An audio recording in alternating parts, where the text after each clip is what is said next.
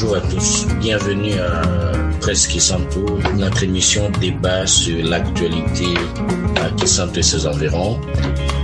Pour discuter avec nous aujourd'hui, nous avons Eglan Mbila, membre de la rédaction du journal de Kisanto, et Michel Lassa, président de la Société des Amis du journal de Kisanto. Eglan Mbila, bonjour. Michel Lassa, bonjour.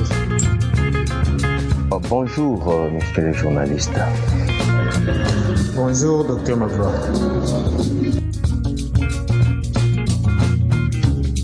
Deux thèmes à l'ordre du jour de notre émission d'aujourd'hui. Nous allons aborder la question de l'insécurité à Kisanto et ensuite faire le bilan du point de vue socio-économique de la gratuité de l'enseignement vu du côté des enseignants. À cet effet, le journal de Kisanto mettra en ligne aujourd'hui même une enquête qui raconte ce que la gratuité de l'enseignement a entraîné comme conséquence pour les enseignants. Avant d'aborder le premier point, je vais vous faire écouter ce témoignage d'un habitant de Kisanto qui raconte un peu ce qui est en train de se passer actuellement dans notre site. Samungine Waho, Tukia du Tamona, Katkigata. D'abord, je commence par me présenter. Mon nom est Antoine Ximbantoya. Papa Achimbro Bagumbogra Baintin. Tamona de Ambana niveau Ipon. Mazuskinta, Monko, qui a tout regardé de Portugal. Tout à coup, tout comme un Kalanganda Germain. Tout le monde en quinte, tout à Kaya, en Vateka, Mikuku, tout rapidita. Puis sur mon soir, mon enquête, Abonde, Bruqueta, pareil, Bambelase, Balem, Bakote Munzalarai. Diam Talon, Bamfumo, Basale fort, éclairer pont, Basale lumière en pont et puis connaître la police quand vous tournez la police va s'en garde les deux rives qui gare et rives qui n'entendent moi ça n'est situation ni calme sinon c'est grave. Alors Michel Lassa, vous avez entendu ces témoignages, l'insécurité c'est vraiment devenu une réalité à Kisanto. Effectivement, et l'insécurité s'est fait parler d'elle en ces temps. Et ce n'est pas seulement sur les aspects au niveau du pont d'Inkissi qui est sous ombre parce qu'il n'y a pas de lumière, comme le soulève l'intervenant dans cet élément.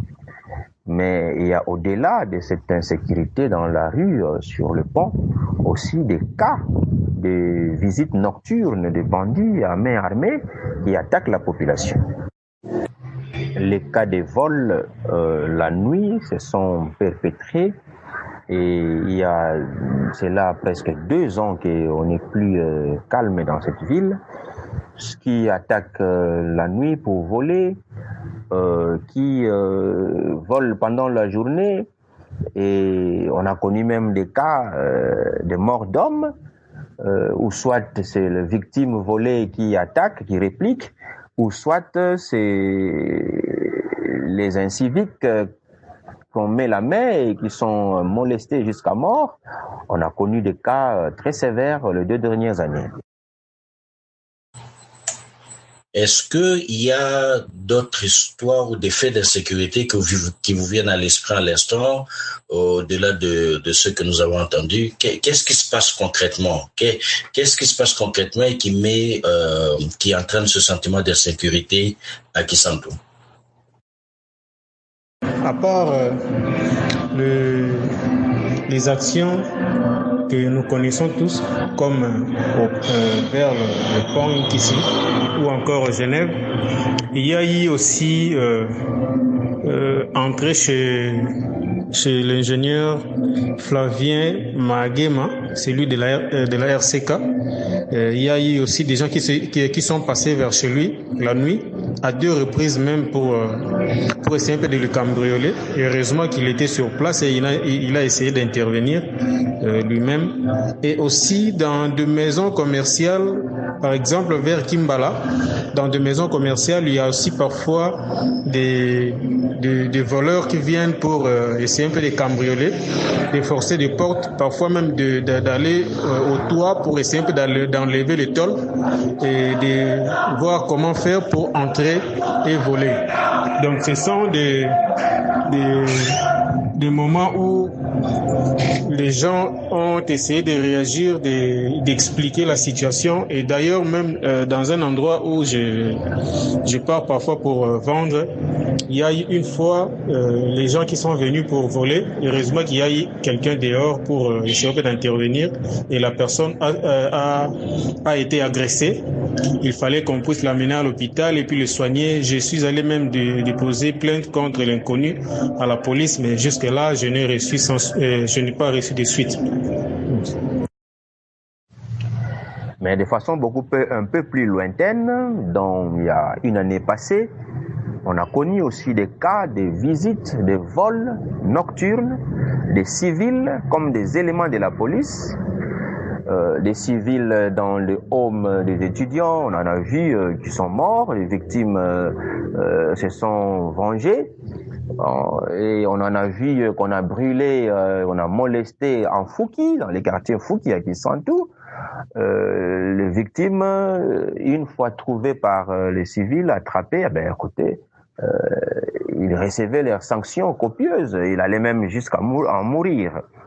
Mais également, il y a une année, on a connu ici de façon beaucoup plus tragique. Cette fois-là, l'opération a été menée par les éléments de la police en complicité avec des civils, des bandits, des civils d'Nkandu. Ils se sont attaqués contre un grand homme d'affaires, M. Amba, dont le nom est connu presque de tous aujourd'hui, dont les tristes mémoires que nous regrettons tous, cet acte ignoble qui s'est passé dans notre ville. Cet opérateur économique a laissé sa vie à cause des éléments armés de la police nationale qui ont attaqué en pleine soirée, autour de 17h30, 18h, depuis sa chambre froide où il était en train de clôturer sa journée. Pour l'instant, ces 3 dernières semaines, le mode opératoire de ces inciviques s'est fait avec des armes de chasse, des calibres 12. Avec des calibres, ceux qui les ont vus disent qu'ils sont des calibres dont le calibre est coupé à moins de 60 cm au lieu de la dimension régulière qui est souvent de 80 cm. Ce sont des calibres un peu beaucoup plus courtes. Là, ce sont des armes de chasse de civils. Mais dans les cas que j'ai cités précédemment, qui a été pour l'opérateur économique, c'était des armes militaires qui ont été utilisées. À vous entendre parler, il s'agit d'un phénomène relativement récent. Kisantu n'a pas toujours été dans une situation d'insécurité les années passées. Effectivement. Moi, j'arrive à Kisantu pour la profession en 2002. Écoutez, c'est une ville calme. Vous pouvez vous promener la nuit comme vous voulez. Les Kimbala, 21h, 1h du matin, je rentre à pied. Il n'y avait pas d'inquiétude. Comme il n'y avait pas également aussi des délestages à l'époque. Alors, on est dans les années 2010, les affaires de délestage commencent, les zones noires commencent à se créer, et puis ce cas d'insécurité a commencé peu à peu dans les années 2010, vraiment en 2010, et puis ça s'est renforcé lorsque on a traqué les Kuluna à Kinshasa par le général, comment on l'a appelé, le général Kanyama. Je crois que vous vous souvenez de cet événement insolite à Kinshasa où les Kuluna ont été traqués. Ils ont pris refuge dans notre province, notamment à Kasangulu, Kisantu et Matadi. Et c'est à partir de cette époque qu'ont commencé des cas d'insécurité à répétition dans la ville d'Inkisi. L'insécurité, moi je dirais, ça ne remonte pas seulement de l'année passée. C'est depuis un moment, ça doit faire environ 4 ans. Parfois il y a des motards, donc des gens des taxis-motos qui subissaient aussi ces genres des agressions. on essaie un peu de les attaquer, parfois de les voler. Et on utilise toujours parfois des armes comme machettes, comme des bambous, comme des tuyaux, et donc des trucs comme ça. Parfois on leur jette des pierres, et quand il est déséquilibré, on essaie un peu de le voler, parfois de les tabasser. Et donc ce sont des actes qui remontent de quelques années déjà. Ah, évidemment, pour paraphraser Eglad, je vois encore cette période où le mototaxi commence à s'installer à Kisantu, il y a 4-5 ans déjà, évidemment, et puis quelques temps après, est venu des brigands qui commençaient à lyncher les motards, parfois même à voler les motos, parce que l'objectif était pour ces bandits de voler le moto. Et quelques passagers ont été aussi victimes dans ces opérations, c'est-à-dire enlevés et puis tabassés. On ravit les porte-monnaies, les sacs à main des dames. Et puis, en fin de compte, si le motard n'est pas solide, et puis écoutez, on partait avec la moto. Donc, cette venue de Wewa aussi dans notre ville a occasionné ou a entraîné le banditisme dans ces milieux. On sait aujourd'hui que l'action des forces de police est contestée partout dans le monde. Aux États-Unis, les policiers étaient impliqués dans la mort de George Floyd. En France, des bavures policières ont eu lieu pendant le mouvement des Gilets jaunes. Chez nous, la police tue lors de toutes les manifestations et tout récemment, on les a vus voler les biens de Némoana Ntsemi. Et vous-même, vous venez d'expliquer qu'il y avait des éléments de la police qui étaient impliqués dans cette insécurité. Est-ce que dans ces conditions-là, vous pensez que la population de Kisantu peut encore faire confiance à la police pour résoudre ce problème d'insécurité? Bon, écoutez, la police, c'est vrai, elle a ses failles. Tu as fait là une ronde presque aux États-Unis, chez nous ici en RDC, à Kinshasa, en Europe, on en a vu des forces démesurées vis-à-vis de la police sur les citoyens. Mais écoutez, ça s'est fait également chez nous. On a vu l'année passée l'implication des éléments de la police dans l'attentat contre la vie de cet opérateur économique en bas. Excusez-moi d'y revenir souvent parce que c'est un événement qui nous a beaucoup choqués et ça a marqué notre vie à Kisantu. Mais écoutez, cette police, la population, nous sommes contraints à faire confiance à cette police parce que sans elle, on ne saura pas s'en sortir. Nous leur faisons confiance tout en leur demandant évidemment d'être beaucoup plus efficaces et jouer leur rôle. La population, nous avons confiance en cette police parce que il y a des éléments très disciplinés dans la police d'Inkissi. Il y a des éléments bien formés. Il y a beaucoup d'éléments aussi qui se conduisent bien. On ne peut pas désavouer et retirer notre confiance de cette police malgré la présence de quelques brebis galeux. Nous demandons que les responsables hiérarchiques essayent de les amener à une bonne conduite. Mais sinon, la confiance y est. Notre police démontre de l'insuffisance, bien entendu, mais il faudrait bien qu'il s'améliore. Je ne parle pas là de l'incompétence de la police, je parle de l'insuffisance. Et c'est généralement en termes d'effectifs et en termes d'équipement. Eglad Mbila. Par rapport aux confiances, je crois que M. Michel a déjà soulevé le point et je suis d'accord avec lui. La confiance, oui, nous devons faire la confiance à la police de Kisantu. Et déjà, d'ailleurs, comme M. Michel l'a dit, parfois il nous arrive que la police de Kisantu nous soutienne aussi et que nous sécurise. Et donc, nous devons faire confiance à la sécurité, à la police de Kisantu. l'heure avance, on va bientôt passer au deuxième sujet de notre émission, mais je voudrais poser une ou deux questions avant de terminer. Est-ce que vous pensez que cette insécurité est plutôt le fait des gens qui viendraient d'en dehors de Kisantu? Vous avez fait référence à l'opération de Kanyama contre le Kuluna qui a vu déferler sur Kisantu des anciens Kuluna de Kinshasa. Ça, c'est une première question. Et une deuxième question, quelles seraient les pistes de solution?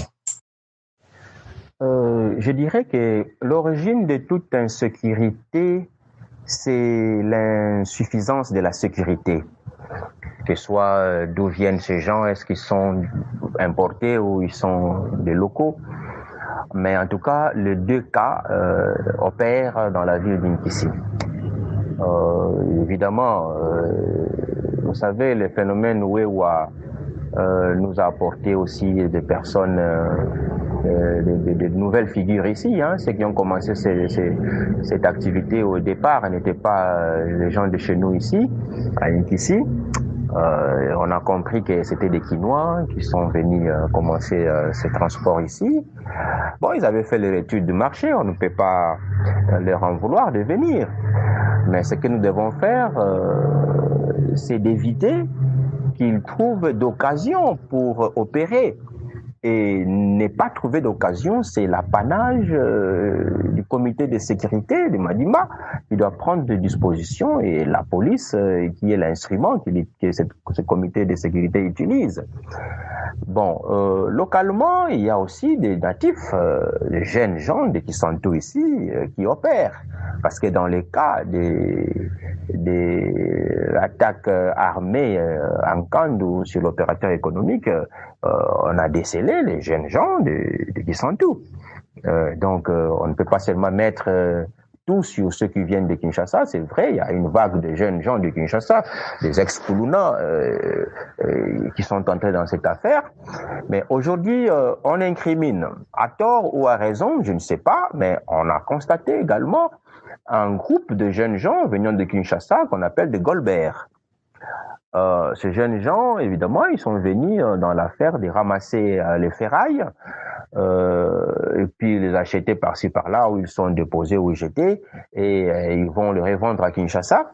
Bon, écoutez, ces jeunes gens, évidemment, de par leur corpulence, de par le fait qu'ils sont venus de Kinshasa, bon, ils semblent inquiéter les gens. Mais c'est dire que est-ce que c'est eux qui opèrent, bon, c'est la justice qui doit arriver à saisir les criminels et nous dire que parmi eux, on a trouvé ces jeunes gens. Mais aujourd'hui, ça serait les incriminer à tort. Parce que, bon, il n'y a pas encore de preuves sur leur agir, mais sinon, ils sont sur nos avenues, on les voit, nous vivons avec eux, bon, on les a pas encore vus dans les actes de vandalisme ou dans des actes criminels. Donc, voilà un peu ce que je peux dire sur cette question.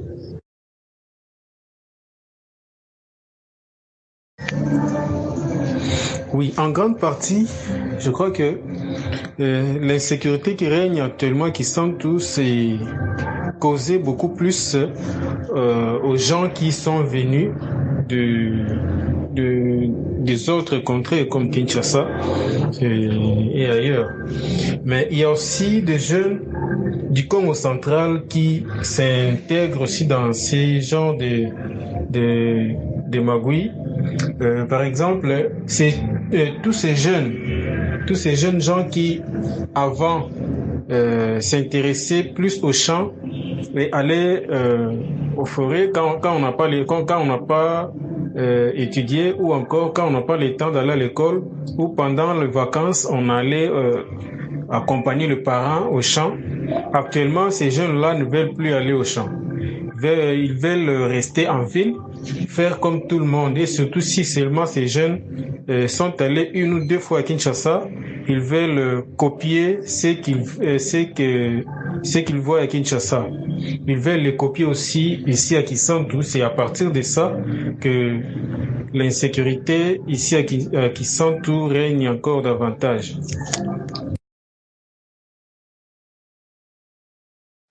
Bon, dans la deuxième phase de la question, pour les pistes de solutions, je l'ai presque dit au début, en introduisant la première question, il n'y a pas d'insécurité là où il y a la sécurité. Donc la réponse est là. Il faut qu'on remonte les dispositifs sécuritaires de la ville, ici. Il faut qu'on équipe la police, parce que nous pouvons appeler la nuit la police, ils arrivent avec quoi? Avec baïonnettes, parfois avec armes, fusils ou quoi, gaz lacrymogène. Bon, c'est bien, mais il faut qu'ils aient ces instruments. Si aujourd'hui, ils sont appelés à la fois en Kandu, à Kikonka et à Kimbala vers Kintanu là-bas, vers Mfuki, je crois que le commandant de la police aujourd'hui aura du mal à envoyer des unités dans 4 directions au même moment avec le même équipement. Donc, c'est un problème. On constate que notre police n'est pas suffisamment équipée. Et je ne sais pas si ça pose un problème d'effectif. Moi, je ne l'ai pas encore remarqué. Mais bon, il se pourrait. Parce que, bon, nous avons 2 véhicules. Ils ont une voiture et une Jeep. Bon, ça peut aller à 2 endroits au même moment, mais pas à 4 au même moment. Donc, c'est déjà un problème. Bon, on le voit souvent, ils n'ont pas assez d'équipement. Même la journée pour dissuader les manifestants avec des gaz lacrymogènes, parfois ils n'en ont pas. Donc, on doit suffisamment équiper notre police nationale, d'Inkissi, mais également prendre certaines autres dispositions sécuritaires au niveau de la ville, au niveau des agglomérations. Par exemple, moi je me pose aujourd'hui la question, quel est le rôle des chefs de quartier, quel est le rôle des chefs de cité dans cette question d'insécurité qui sévissent des différentes agglomérations? Qu'est-ce qu'ils ont développé comme stratégie? Comment est-ce qu'ils communiquent avec leurs sujets dans les rues, dans les quartiers? Toute une intelligence sécuritaire devait être développée et ne pas seulement regarder la police. Évidemment, la police, on l'appelle lorsqu'il y a un événement, mais déjà des dispositifs sécuritaires doivent être pris au niveau des agglomérations, au niveau des quartiers, au niveau des rues même, s'il en faut. Donc, comme vous voyez, la sécurité, ce n'est pas seulement un apanage de la police, c'est l'apanage de nous tous. Les citoyens, nous, les peuples, nous devons aussi avoir la culture de la sécurité. Comment voulez-vous, nous habitons une rue qui s'étend sur 100-150 mètres, 200 mètres, il n'y a qu'une parcelle qui a une lumière publique qui donne sur la rue. Donc, du bout en bout, c'est le noir et il n'y a qu'une parcelle, peut-être au milieu, qui a mis un projecteur qui éclaire la rue. Mais c'est déjà un problème de sécurité. Il faudrait bien que... Moi, je ne comprends pas. Nous, les Congolais, nous sommes un peu bizarres. Il faudrait bien que chacun éclaire devant sa parcelle pour que la rue soit éclairée. C'est déjà un élément de sécurité. Ici, chez nous, les gens savent seulement voler la rue. Vous verrez, chacun est en train d'amener, de voler 1 mètre de sa rue, pour agrandir sa parcelle. Mais personne ne veut éclairer la rue. Ça, ce sont des comportements quand même désolants que nous, la population, devions aussi changer de notre part. Déjà, comme piste de solution, premièrement, nous comptons toujours sur la police. Et ensuite, je crois que ça serait mieux que chacun de nous, chaque habitant de Kisantu puisse se prendre aussi en charge pour ne pas seulement attendre que la police puisse venir le sécuriser.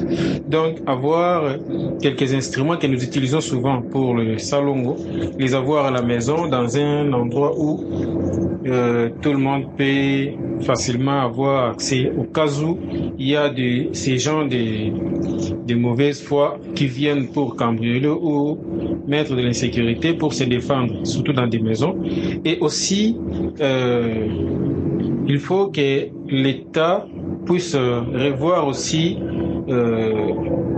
tout ce qui est comme lumière, par exemple, dans des endroits où il fait très noir, comme vers le pont Inkisi, ou encore vers la route qui mène vers l'hôpital Saint-Luc de Kisantu, ou encore sur la route principale. Donc, dans des endroits où il fait très noir, on peut aussi, c'est un peu d'interpeller aussi l'État, comme la SNEL aussi, pour essayer un peu de mettre la lumière.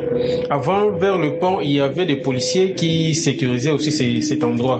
Mais actuellement, la police n'est plus. Donc, c'est resté comme ça dans le noir. Il y a aussi malpropreté. Donc, on n'enlève plus les herbes qui poussent par-ci, par-là, vers le pont et ailleurs.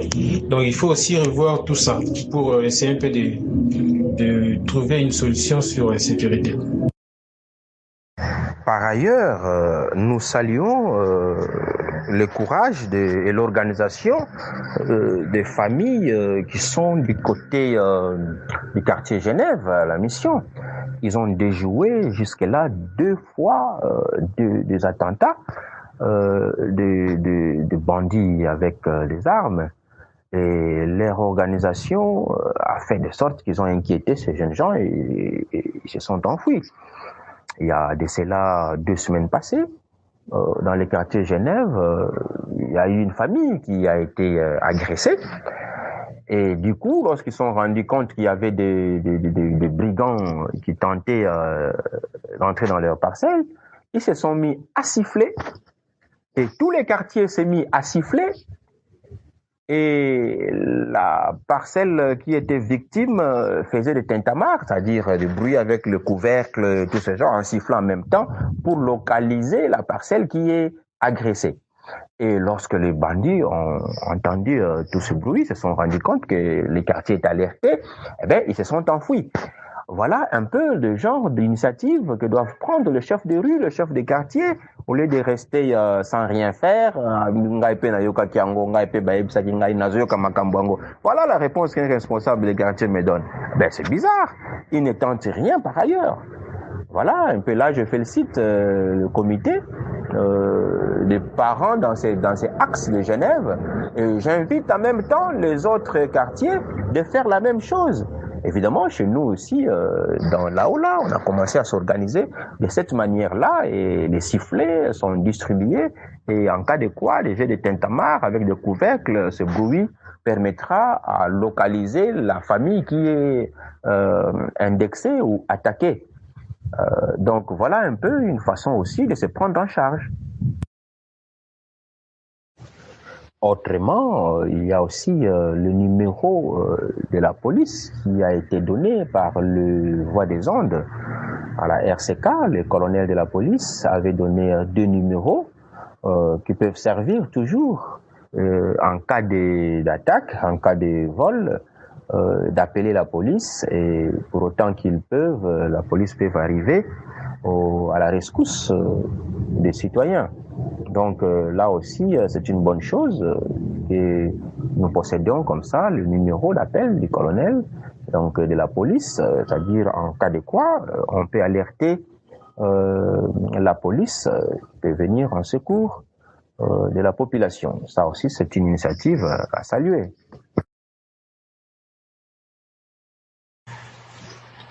On n'épousera peut-être pas le sujet aujourd'hui, mais il y a du travail à faire aussi bien de la part de la population, de la part des autorités publiques, de la part de la police. Chacun doit faire sa part pour lutter contre cette insécurité. Nous allons passer au deuxième thème de notre émission d'aujourd'hui. Le président Félix Antoine Tshisekedi a décidé d'appliquer une disposition de la Constitution qui rend l'enseignement fondamental gratuit. Cette décision est entrée en application cette année et si ça a été une source de joie pour les familles, ça a eu des conséquences du côté des enseignants.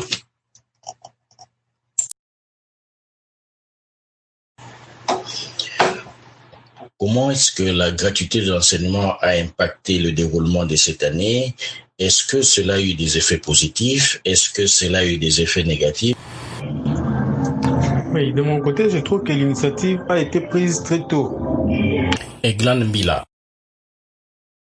ils ne se sont pas, dans l'État congolais où le président n'était pas prêt, il ne s'est pas préparé avant de prendre une décision pour la gratuité de l'enseignement. Et sur ce point, je trouve que les regrets n'est pas seulement du côté des enseignants, mais même le parent aussi parfois regrette du fait que les enfants partent à l'école et ils rentrent à la maison. Quand on leur demande, ils n'ont pas étudié. Pourquoi? Parce que les enseignants ne veulent pas enseigner. Et cette année, pour moi, je dirais, c'est une année perdue non seulement par rapport au Covid, mais déjà avant Covid, tout était déjà dans les mauvais pas. Donc, tout ne marchait déjà pas. Et même si le Covid n'était pas là, je ne crois pas que cette année allait vraiment être une bonne année pour l'enseignement. De mon point de vue, je dirais l'appréciation est totalement négative. L'appréciation est totalement négative, mais l'initiative était bonne. L'initiative est très bonne. Sauf que il devait encore avoir plus de temps de se préparer, de se conscientiser entre le président et le gouvernement pour voir comment s'y prendre. Mais ils ont pris, ils se sont décidés trop vite et tout a mal fonctionné, quoi. Donc l'appréciation est négative, mais l'initiative était bonne. Bon, merci Magloire.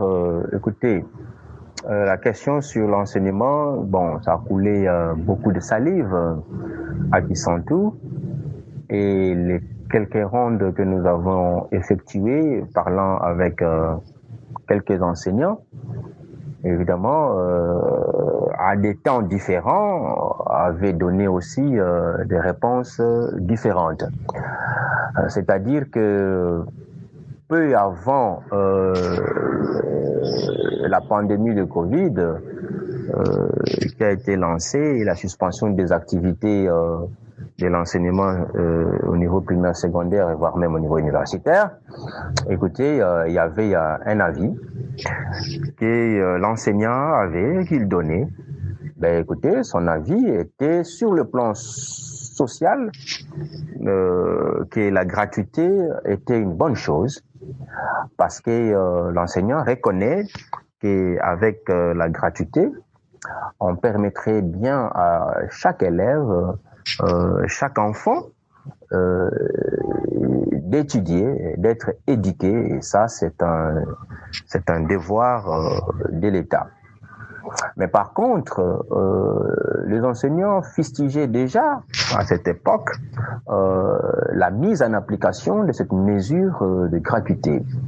C'est-à-dire, on a mis un peu la charrie devant le bœuf.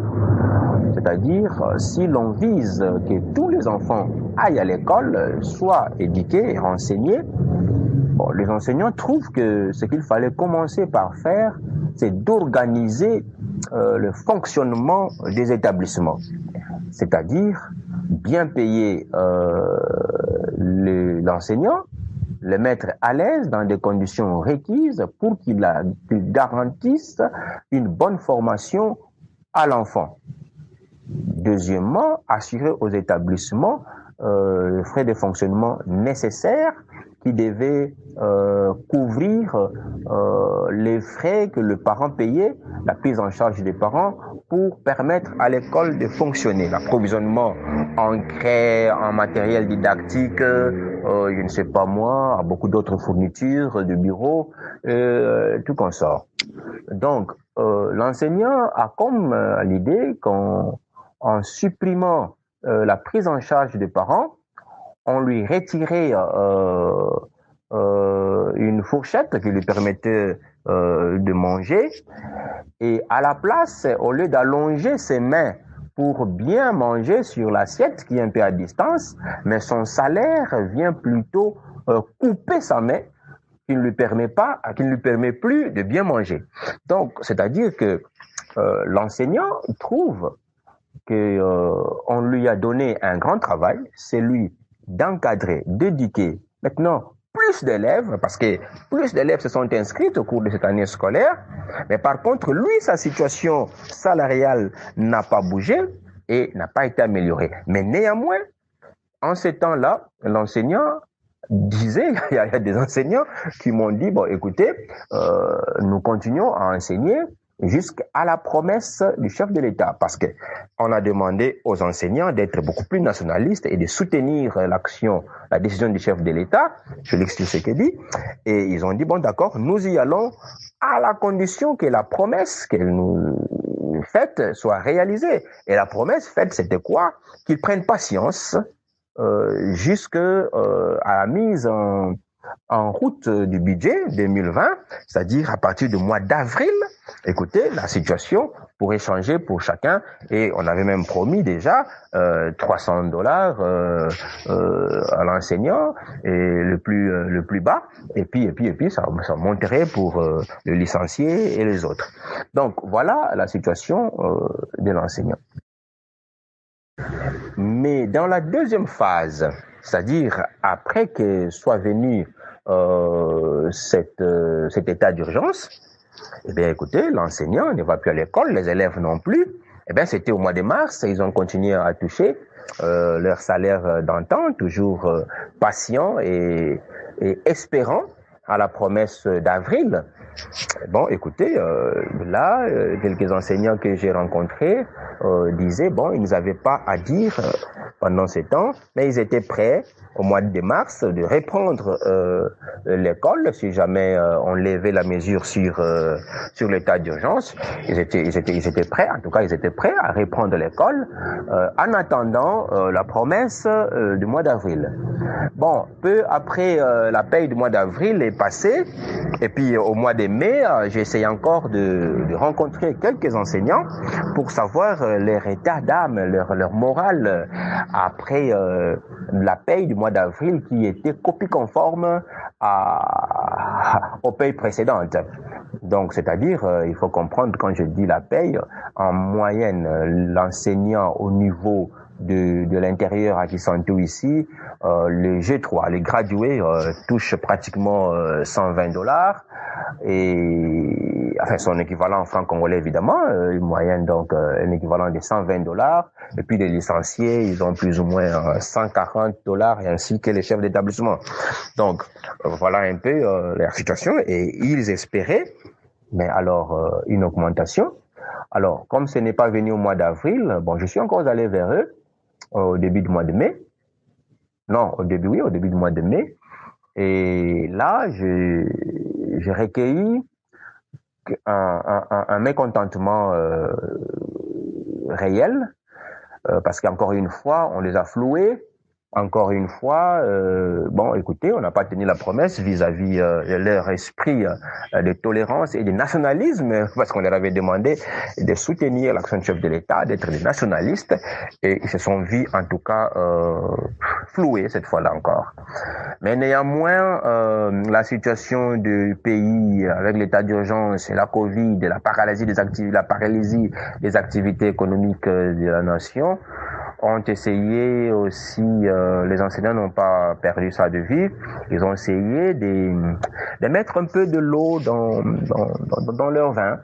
Écoutez, ils disent, bon, peut-être que c'est suite à la situation que les choses ne vont pas passer, mais beaucoup m'ont dit, bon, voyons voir, d'ici la levée de mesures de l'état d'urgence, qu'est-ce qui va se passer?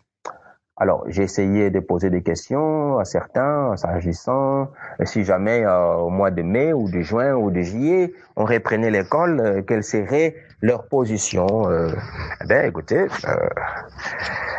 vraiment, ils m'ont dit clairement, ce ne sont pas des avis personnels qu'il fallait donner dans ces cas, mais il fallait d'abord attendre qu'on rentre à l'école, et une fois à l'école, leur syndicat prendrait des dispositions. Ce sont des mesures collégiales et personne ne peut dire indépendamment ce qui va se passer après la rentrée. On est aujourd'hui dans une situation paradoxale. En même temps qu'on a voulu amener le maximum d'élèves à l'école pour les former, on a mis les enseignants dans une situation socio-économique critique, ce qui a eu pour conséquence de faire qu'il n'y a plus quasiment d'enseignement, et puis il y a la Covid qui s'est ajoutée. Finalement, cette gratuité de l'enseignement aurait entraîné la fin de l'enseignement, en tout cas pour cette année.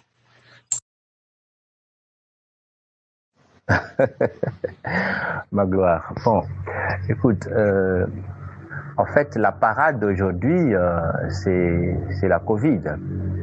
On se pose la question, s'il n'y avait pas cette Covid, état d'urgence, est-ce cette année scolaire allait toucher à sa fin? Ah ben, c'était vraiment une question à se poser parce qu'on ne sait pas. Comme la situation du mois d'avril, les salaires de l'enseignant n'a pas changé, peut-être qu'il serait en grève en ce moment ici. Mais aussi peut-être que s'il n'y avait pas Covid, peut-être que la réponse au mois d'avril pour le salaire de l'enseignant aurait été améliorée. Donc, nous rentrons encore dans le peut-être. Mais alors, du point de vue de l'analyste que je suis, alors je dirais que oui, aujourd'hui, le problème de l'enseignement est très sérieux.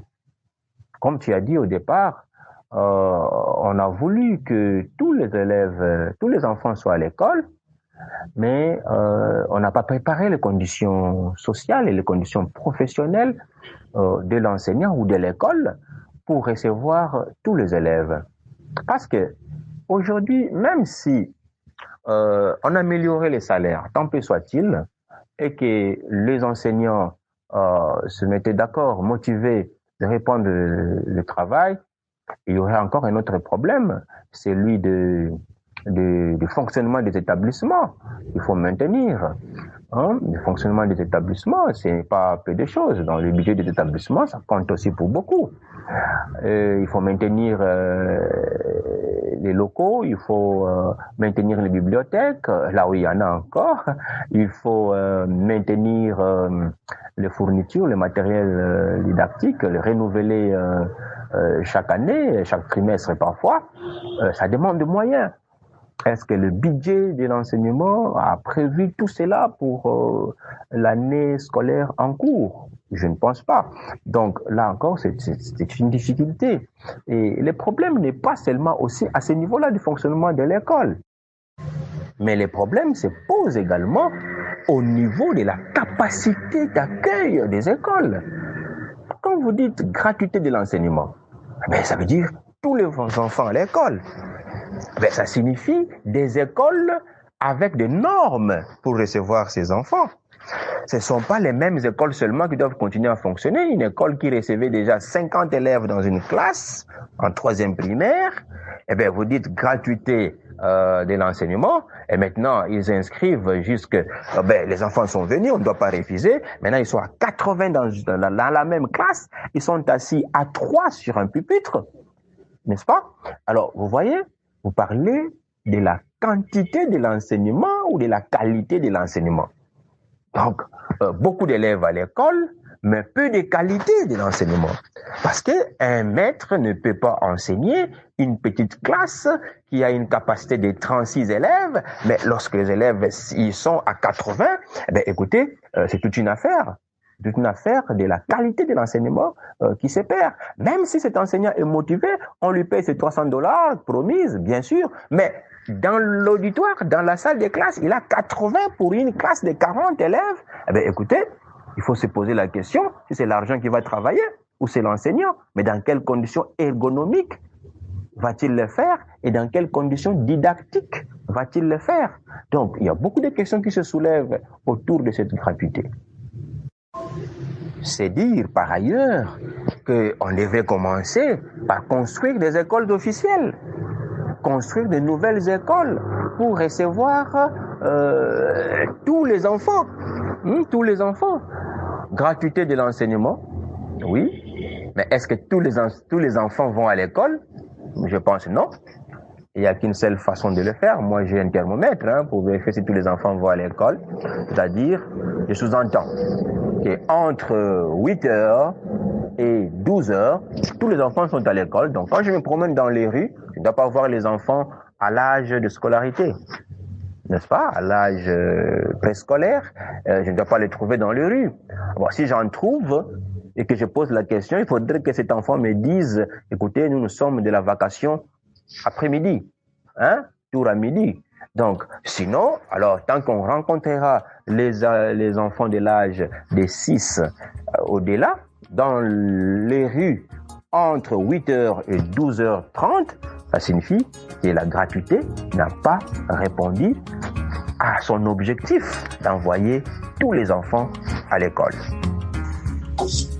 En tout cas, j'invite nos auditeurs à aller lire cette enquête, à écouter l'entrevue que nous avons faite avec un enseignant de Kisantu. C'est très instructif et ça donne une autre perspective, une autre vision de ce qu'a été la gratuité de l'enseignement.